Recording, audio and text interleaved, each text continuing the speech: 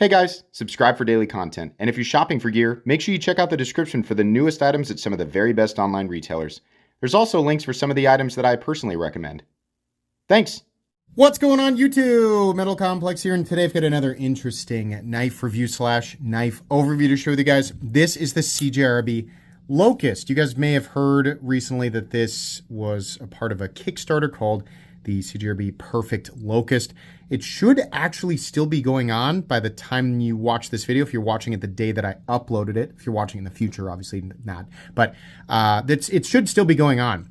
They do have early bird pricing and things like that. We've seen this before. And then once this goes into full production, the price will go, to where it's normally supposed to be, which, judging by CJRB and Artisan Cutlery's premium stuff in the past, is actually still pretty good. This is a fun one, and it comes in a bunch of different variations, and there's a bunch of different potential early bird specials. So I'll link the Kickstarter. You guys can check it out if you want to. And then I'll also link the CJRB website and maybe another retailer where they're likely to show up down the road. Thanks so much to CJRB for sending this in. Thanks to my patrons for supporting me. And please make sure to follow me on Instagram at metal_complex. Let's go ahead and get a measurement of this guy. I'm going to bring out an ultra special version of this knife here in just a moment. But let's do the specs first. Overall length of the Locust coming in at maybe 7 1/8. Blade length is 3 inches. Cutting edge is about 2.8 inches.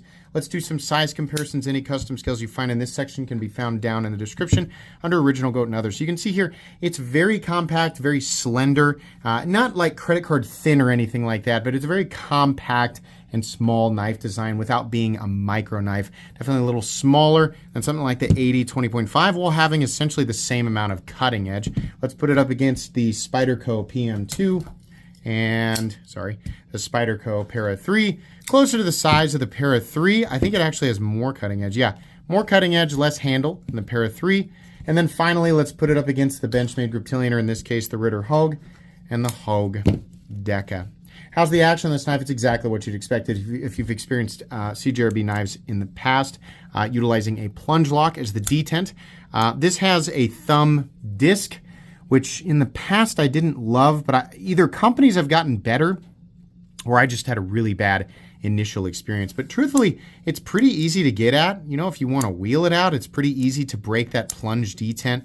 If you want to thumb flick it out, it's super satisfying. I mean, honestly, I don't really have much of a problem with this. The button is the disengagement for the lock. This is a typical plunge lock, so not boasting anything with ridiculous strength. There is an added safety, which is essentially trivial, and we'll get back to that here in a moment. You can, periodically bump into this secondary plunge lock, which acts as a safety, and then you're unable to deploy the thing. You can also do it in the open position. If you accidentally bump it, then you're going to be doing this. Why is my knife not? Oh, it's because I got the safety on, right? So that thing does periodically get in the way, but for the most part, it was pretty easy. Just with my brief time with this in the pocket, just carrying it like a regular pocket, not doing anything extensive with it, I did bump that a couple of times, and it was obnoxious, but no worse than that. Let's go ahead and do carry profile. Thickness up against the Spyderco Para 3. So it's about the same, but this is also contoured, which is adds a nice little classy touch to it. Length and height up against the PM2 and Para 3. This is where this knife shines. It's incredibly simple and easy to carry. Very friendly in the pocket. You can put this in your pocket with other objects, and it won't. I don't like to do that. I like to dedicate one, one pocket to a knife. But if you like to carry other objects in your pocket with your knife, then this is going to be pretty friendly. It's way smaller than something like the Para 3, and obviously nowhere near the same size as something like the PM2. Let's go ahead and weigh it. So what are we looking at for materials? In this case, we're looking at titanium. We got some nice carbon fiber here, and we have an S90V blade. If you look at the Kickstarter, there's actually a bunch of different configurations that this comes in.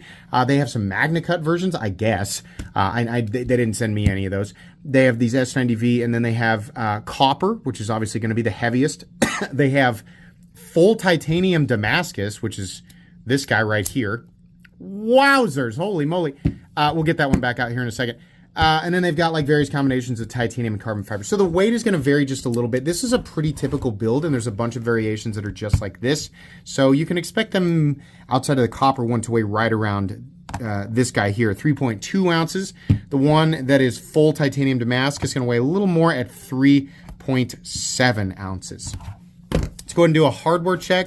I'll get out my tools as per usual. My tools are very inexpensive and very recommendable. You can find them right down in the section of my description that talks about the tools I use on this channel.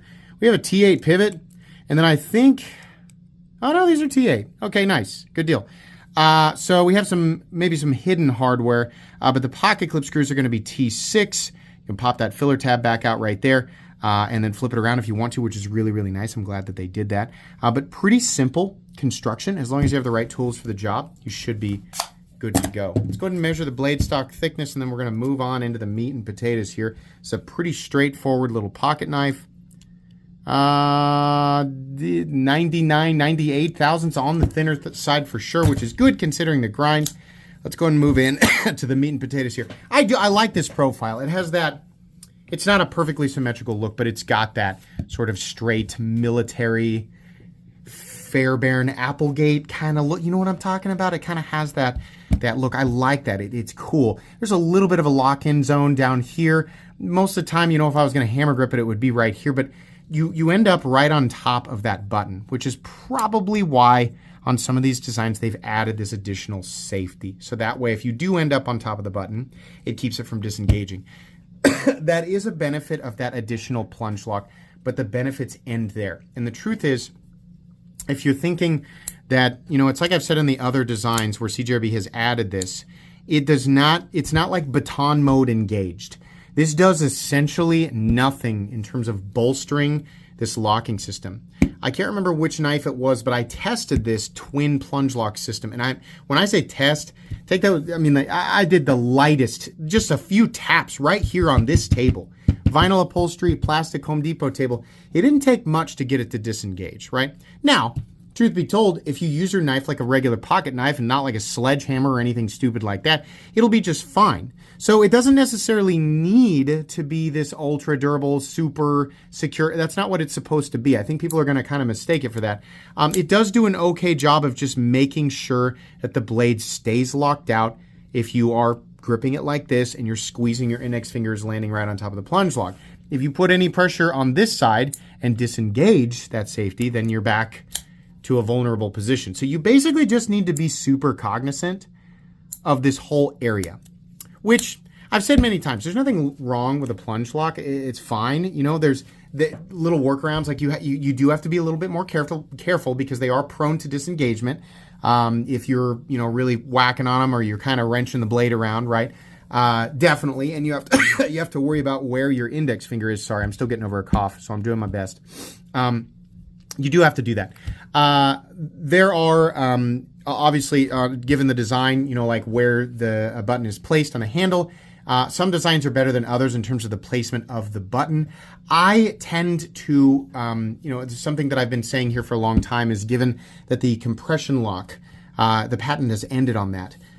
Button-operated compression locks, button-operated liner locks, frame locks, I think they're just better all the way around. I think it's a much more secure system. And while they do have some of the same ergonomic drawbacks, I think you're much less likely to accidentally harm yourself with those systems. And you definitely do not need a secondary plunge safety that's kind of teeter-tottery on its benefit and its hindrance to the user, right? So ultimately, this has a narrow frame. They're trying to accommodate for the user and give you some sense of safety and security with that secondary system. I think it's much more likely that it just gets in the way than it benefits you. But in my experience, not so much that it made me not want to carry it. Does that make sense? The inlay work on this is really, really good. The edges are nicely chamfered down, and the knife looks really, really good. It's, as I've said before with CJRB, these Kickstarters they do with the Perfect Whatever program, they're all really cool. Why do you guys keep making knives that are all right around 7.5 inches? Can you guys do one that's bigger?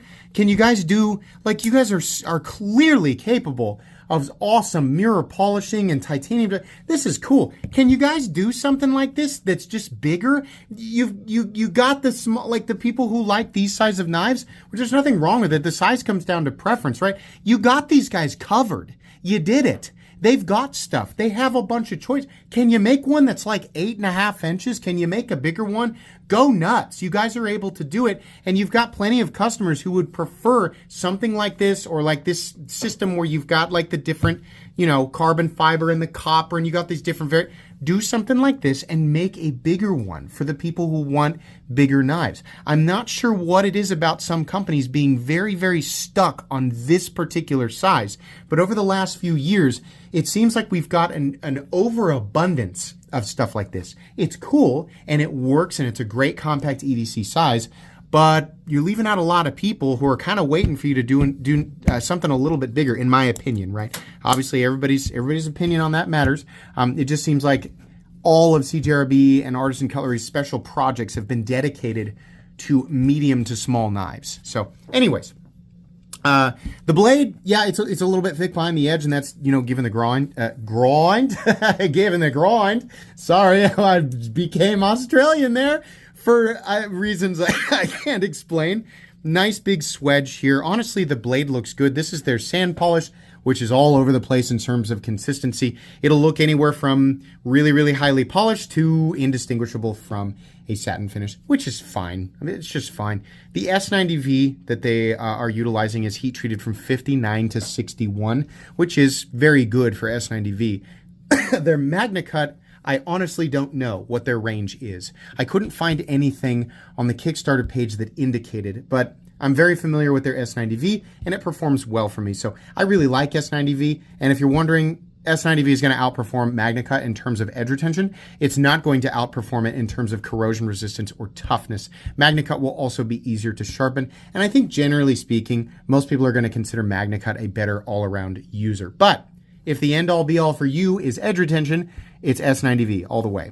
It's really cool that they're able to mirror polish the S. I mean, this is a true mirror polish. I mean, it's not a joke. You can see, look at me.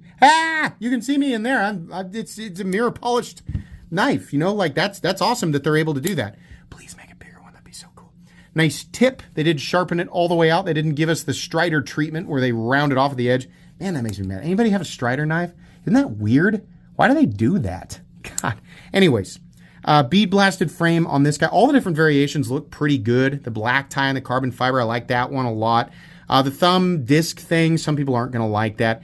They did keep it mostly out of the cutting path, which I do like. I think that's fine. Truthfully, for simple knife tasks, which is definitely what this is designed for. It's not designed to be an all-purpose, hardcore, super survival, general EDC. It's not designed to be that. It's designed to be a straightforward EDC pocket knife. It will do just fine. Puncturing packages, cutting things open, your styrofoam, rubber, plastic ties, just stuff you're likely to run into day to day. It'll do just fine, right? Don't pry with it. Don't hammer it with it. You should be okay.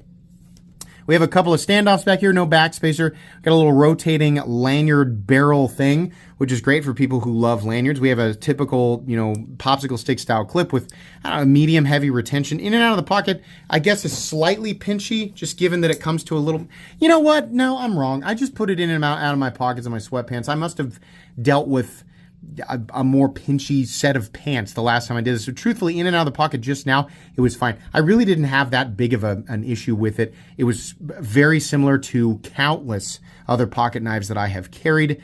This pocket clip and smooth contoured surface setup is pretty typical. I'm pretty used to it, and honestly, I don't think about it that much anymore. So most people, I would imagine, will have a pretty similar experience.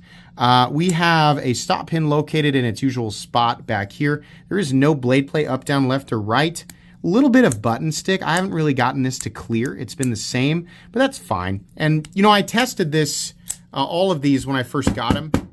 And so as long as it can survive that's all I care about.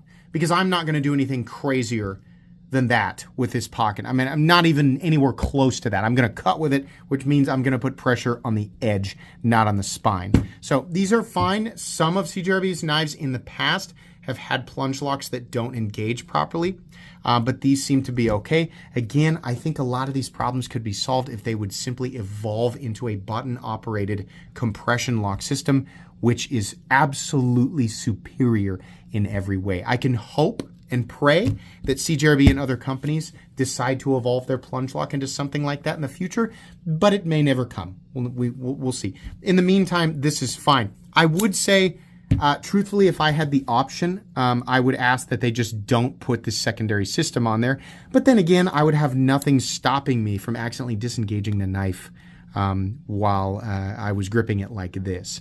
I can't say there were too many times that I remember carrying and using this knife that I felt like I had to grip it like this, but eventually I would run into that situation, right? If I was going to break down a cardboard box and really wanted to push a cut into thick cardboard, then I might go, you know what, I'm going to go ahead and engage that safety. That way, if I do squeeze down on it, it's not going to quite let that go just yet. Just don't, don't bet your life on this thing. That is simply another plunge lock. So you still have to be very careful and very cognizant. If you're going to get into a situation where you feel like you need this, you got to turn all the light bulbs on, because otherwise you're going to end up with stitches for sure.